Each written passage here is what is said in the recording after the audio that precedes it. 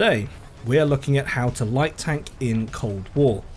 I'm a Cold War player primarily. I do dabble in World War II, but I'm coming at this from a Cold War point of view, so if any of you are World War II, you'll have to take what I say and adapt it to the World War II mode. If there are any changes, I'll have to let you guys decide on that.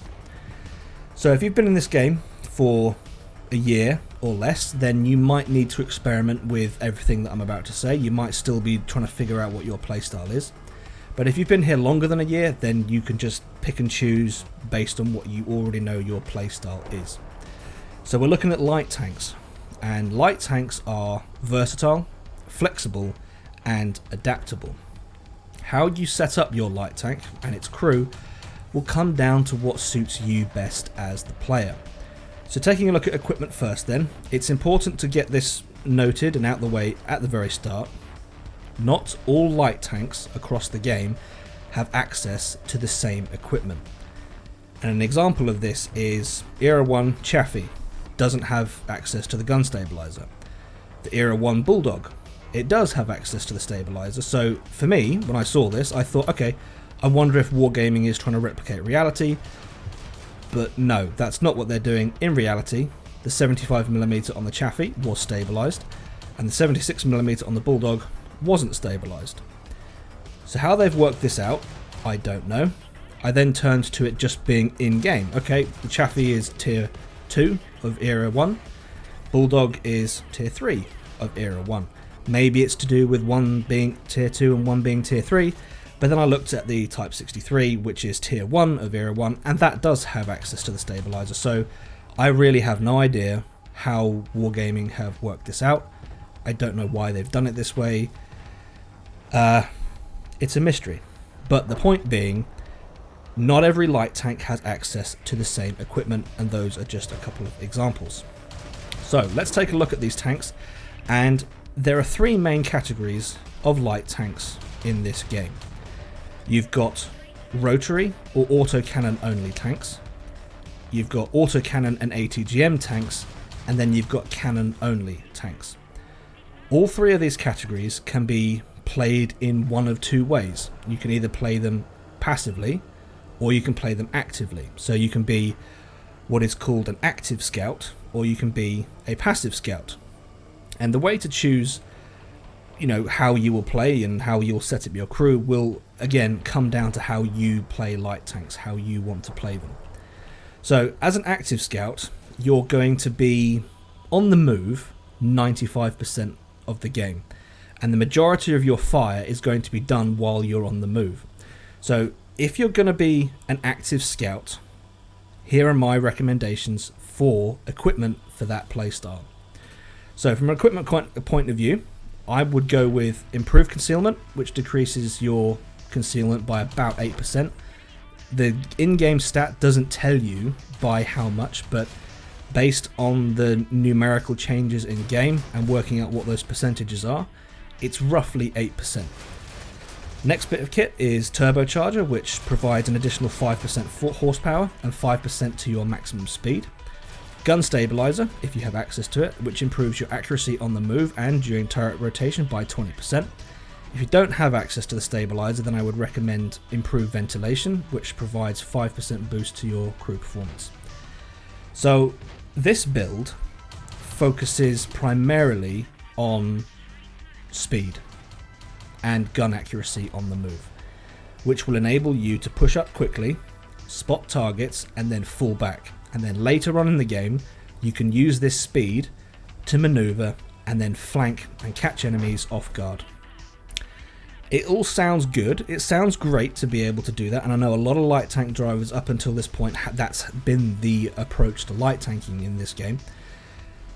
But with the concealment changes, if you play exactly the same way you have before, you're going to be noticed. Let's put it that way. You can rush in, but you are going to be seen, so you have got to play very carefully and very, very sensibly. If speed is your thing, then plan your routes. I know before we could just YOLO in, YOLO out, and everything was fine. Now, When you approach a target at speed, you've got to plan your route. Go from cover to cover. Don't just go in a straight line straight towards them. Plan your entry, plan your exit, and execute. That's the best way to do it with the fast build. But if speed is not your thing, or your tank is not suited to speed, because some of these tanks aren't fast enough or won't be fast enough even with the speed equipment, then a passive scouting build is more likely what will benefit you. So for this build, I recommend, again, improved concealment, which we've covered earlier, binoculars, which will increase your view range by 20% after you've been stationary for 3 seconds, camouflage net, which will improve your concealment by about 10%, again that's not stated in game, but based on the numbers I've calculated and crunched, it's about 10%, and that again works after you've been stationary for 3 seconds. And lastly, flash hider, which reduces the concealment penalty when firing by 35%. This build focuses entirely on concealment. You're not going to be the fastest light tank out there, but you will be well hidden, especially if you play from cover or concealment. The issue though with this build is you'll be easy pickings if you get caught out. It is very important, if you go with this build, you need to keep one eye on the minimap at all times and be aware of your surroundings and relocate as and when is necessary. Earlier, I mentioned that there were 3 categories of light tank. Cannon only and autocannon and ATGM only tanks can use the builds that I've gone through so far. Autocannon only vehicles though, they get access to a piece of equipment that none of the other types of light tank get access to. Autocannon only, or rotary cannon only, get access to the low noise exhaust equipment. You can play these vehicles actively or passively, the autocannon only ones, and for the most part the Weasel 1 XM800T, those are active. Passive is going to be the 163, so this does apply to those 3 vehicles, are in both categories. But if you're going to play them all actively, then I would recommend using the low noise exhaust equipment instead of the gun stabilizer. Alright, next up we have consumables. For me, the best consumables for light tanks are enhanced repair kit, enhanced smoke screen, and enhanced med kit. If you want, you can trade out the repair kit or the med kit as you see necessary, so if you don't want a repair kit and you want rations, then go ahead, do that. But I highly recommend that you keep the smoke screen for its passive boost. And it will be this consumable, the smoke screen, will combine with a crew skill that we're going to talk about a little bit later. Crew skills are a little bit more complex. Across all 3 categories of light tank, and across the 2 play styles, passive and active, I have 2 crew builds.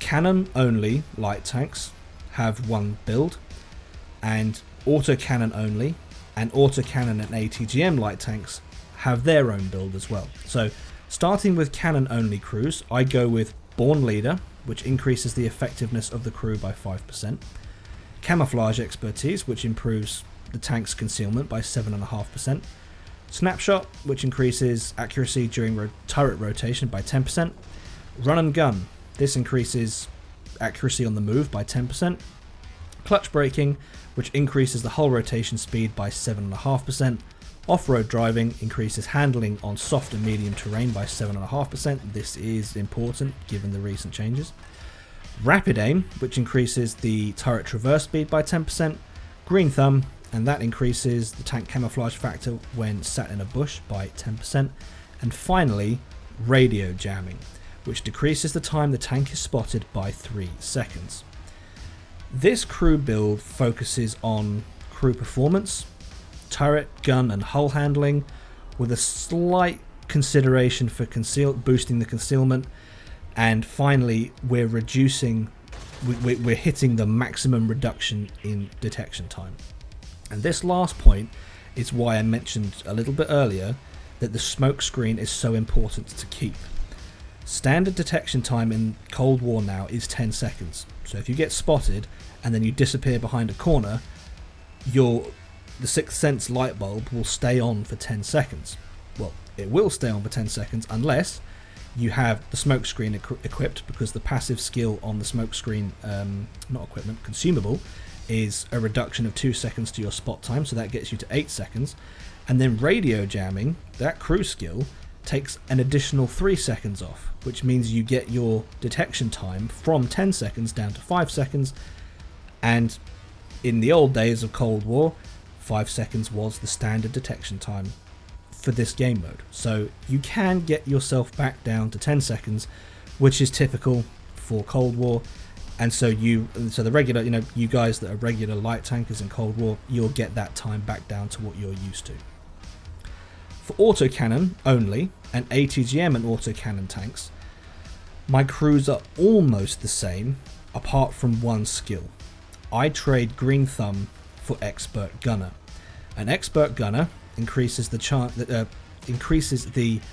chance of damage to modules by 6% when using non-high explosive ammunition, and it decreases the effect range has on round penetration by 25%. The extra 6% might not sound like a lot, but when your autocannon is firing 140 to 170 rounds a minute, then that 6% stacks up very, very quickly for every round you fire. If I had to make any alterations to these crews, specifically for passive scouting, so I'm a very active scout, so those crew builds are for primarily active scouting. But if I had to tweak these crew builds to accommodate passive scouting, then I would trade Green Thumb or Expert Gunner for situational awareness, which would increase the tank's view range by 6%. With True Vision, I personally don't think, even if you're a passive scout, I don't think that extra 6% is going to be a massive difference. But if you really want to dedicate yourself to passive scouting, then you can argue that that crew skill is more beneficial to you than all of the others. So there you have it, guys. That's my new setup for all of my light tanks, based on playstyle, based on the category of light tank that they are. That's what I'm running from equipment, consumables, and crew skills. If you guys have any suggestions on how these builds can be improved or tweaked to suit the various categories of light tank or various playstyles, then of course drop your suggestions in the comments below, because that is all I have for this video. If you've enjoyed it, please leave it a like, if not a dislike, subscribe if you haven't already, and I will catch you in the next one.